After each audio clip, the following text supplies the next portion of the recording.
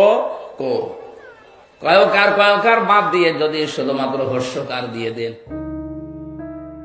সাবেক প্রধানমন্ত্রী বেগম খালেদা জিয়ার ছোট ছেলে প্রয়াত আরাফাত রহমান কোকোকে ঘিরে দেওয়া একটি পুরনো বক্তব্য নতুন করে ছড়িয়ে পড়তেই কুষ্টিয়া ৩ আসনে জামায়াত ইসলামীর প্রার্থী মুফতি আমির হামজাকে ঘিরে শুরু হয় তীব্র বিতর্ক।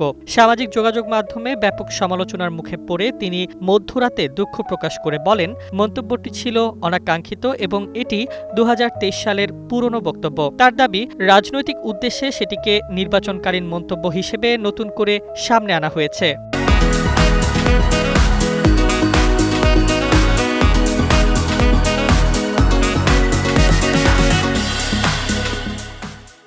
কিন্তু প্রশ্ন উঠছে, সময় পুরনো হলেই কি বক্তব্যের দায় কমে যায়? বিশেষ করে যখন সেই বক্তব্যে একজন মরহুম ব্যক্তিকে ঘিরে ব্যঙ্গাত্মক ইঙ্গিত বা উদাহরণ উঠে আসে।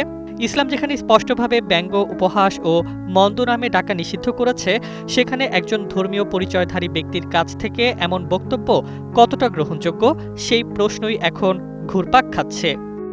পবিত্র কোরআনে আল্লাহ তাআলা নির্দেশ দিয়েছেন, তোমরা একে অপরকে মন্দ নামে ডেকো না, যারা তওবা করে না তারাই জালিম। সূরা হুজরাত আয়াত নাম্বার 11। হাদিসেও রাসূল সাল্লাল্লাহু আলাইহি ওয়াসাল্লাম বলেছেন, প্রকৃত মুসলিম সেই যার জিহ্বা ও হাত থেকে অন্য মুসলিম নিরাপদ। অর্থাৎ কথার আঘাতও ইসলামে গুরুতর অপরাধ। অথচ ব্যঙ্গ করা ইসলাম নিষেধ। এই মৌলিক সত্যের আলোকে দেখলে বক্তব্য আগের বলে দায় এড়ানোর চেষ্টা গ্রহণযোগ্য হতে পারে না। দুঃখ প্রকাশ অবশ্যই ইতিবাচক, কিন্তু একই সঙ্গে আত্মসমালোচনা ও শিক্ষা নেওয়াই ইসলামের দাবি।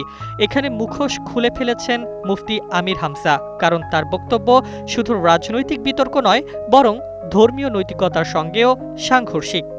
মরহুম আরাফাত রহমান কোকোর রুহের মাগফিরাত কামনা করে দেওয়া শেষাংশের দোয়া তখনই অর্থবহ হতো যদি শুরু থেকেই জিহ্বার সংযম রক্ষা করা হতো।